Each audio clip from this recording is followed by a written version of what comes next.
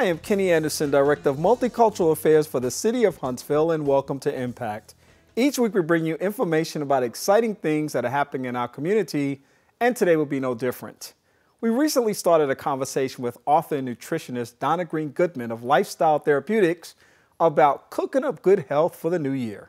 We're all excited about New Year's and new beginnings and new starts, and we're going to continue that conversation today with Donna Green-Goodman. Welcome back to the broadcast, Donna. Hi, Kenny. We had a great time on our last discussion. We want to follow up that conversation with a more focused discussion today on one of the bad boys of nutrition, and that's sugar. Okay. You know, I think about some of my deficiencies over the years, and very early on in my life, sugar was not one of those things. I was the one that could avoid the cake and the desserts and other kinds of things like that, but I've always liked candy.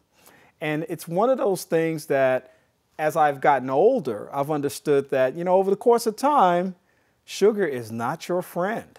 And so we want to talk a little bit about some of those perils today and some of the challenges. I know you've been reading a lot, researching a lot, studying a lot, and teaching a lot about this issue. Tell me a little bit about sugar. And first of all, let me ask this. Am I going to be okay after this conversation? Am I going to have to rebuke some things? You will be fine because you always have a choice. Oh, okay. Well, that's a good place to start. You do. You always have a choice. One of the things that I read recently is that when we have this conversation about sugar, people think that I never have to can eat any more ever again. Okay. But if most of the time you're not eating a lot of processed sugar, you can every once in a while. All right. And it's amazing when you stop eating it and then you go to eat some, it kind of makes you feel sick. All right, so do you mean that I can say no to the sugar Twizzlers and go to the sugar-free Twizzlers? You could say no to the sugar Twizzlers and go to an apple.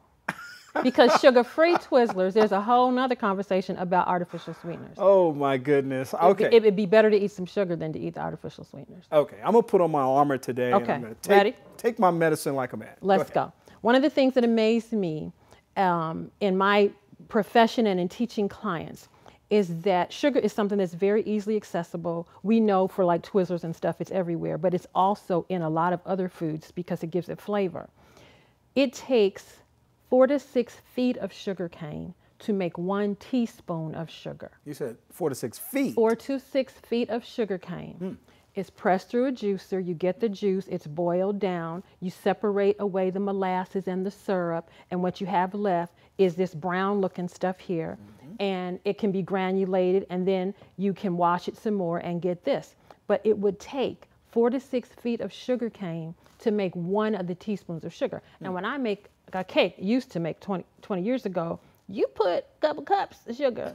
And if I had to go and squeeze all that sugar out of some sugar cane, it wouldn't be no cake at the Goodman house, okay? Right. And so part of the challenge is the sugar that tastes so good to us is fine when it's wrapped up in the fiber of the plant. And so I say to patients that sweet is not the problem. Okay. Sugar is the problem. Okay.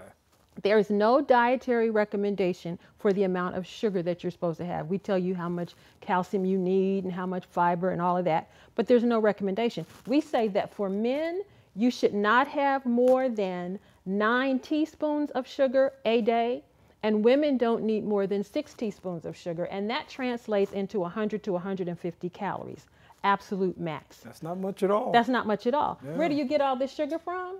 Let's see, in the morning when I get up, I'm going to stop by that place on the way to work and I'm going to get one of my favorite coffees that's full of sugar. That's right. I'm probably going to have some kind of biscuit with some kind of meat on it.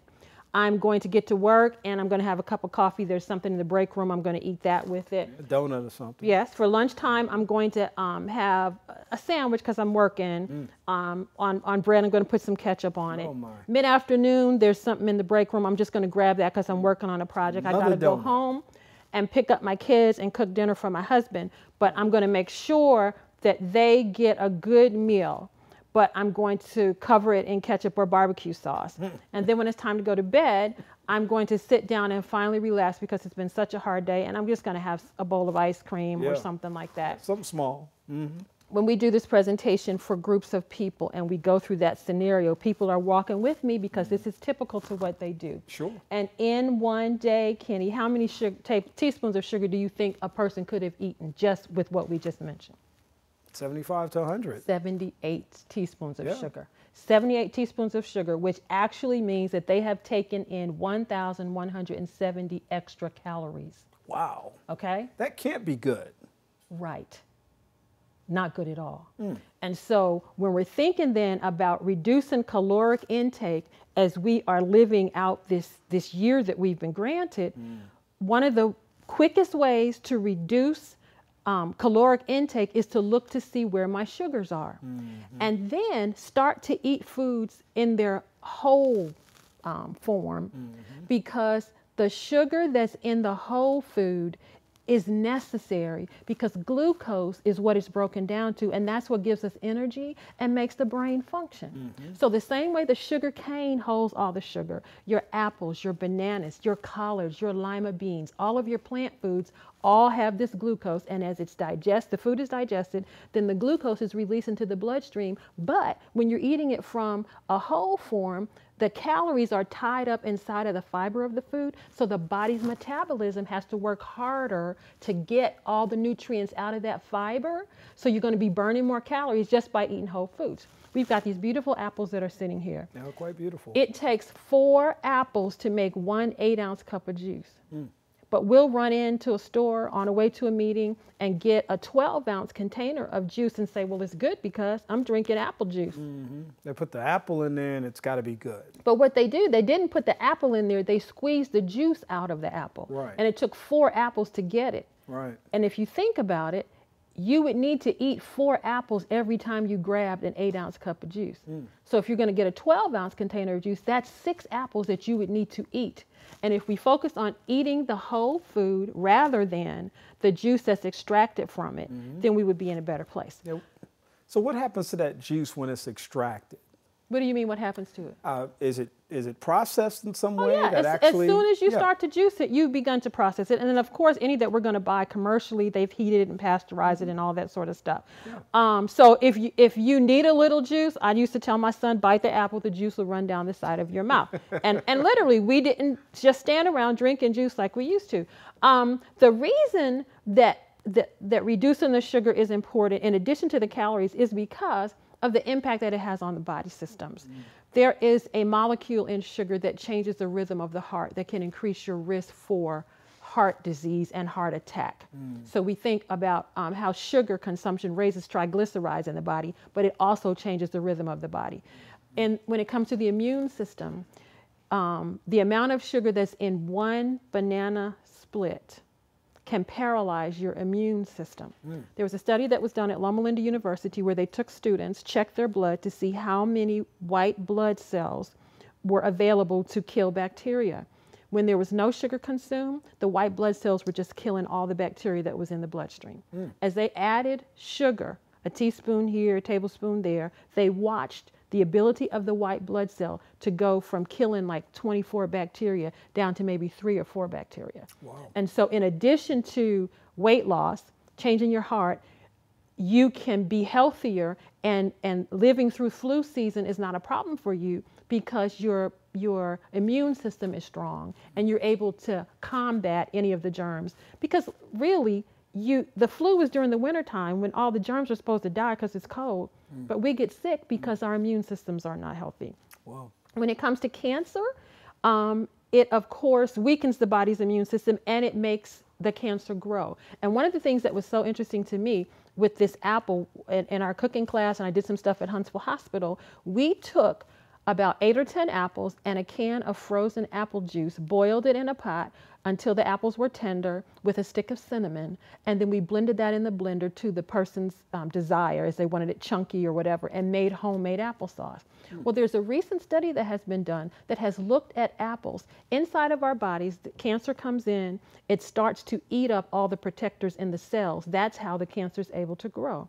They have discovered that when you eat the skin of the apple, just the apple, and consume it, it goes into the cell and it turns off that cancer. It suppresses the cancer so that the cancer cannot grow and it cannot multiply and metastasize just by eating the skin of the apple. So what your mom said before about an apple a day keeps the doctor away, we used to think, yeah, because it has this vitamin or that vitamin, but there are a whole lot of other phytochemicals and things that are amazing agents of healing. And then if you're eating the whole food, you're eating less calories, you're eating more fiber, the weight goes away, the headaches go away, you feel a whole lot better, bowel movements are improved, hot flashes, everything is totally better. And 3 months down the road, and sometimes it doesn't take that long, people's health is overall improved. Yeah. Is applesauce good for you or bad for you? Applesauce is good for you because it's just crushed apples.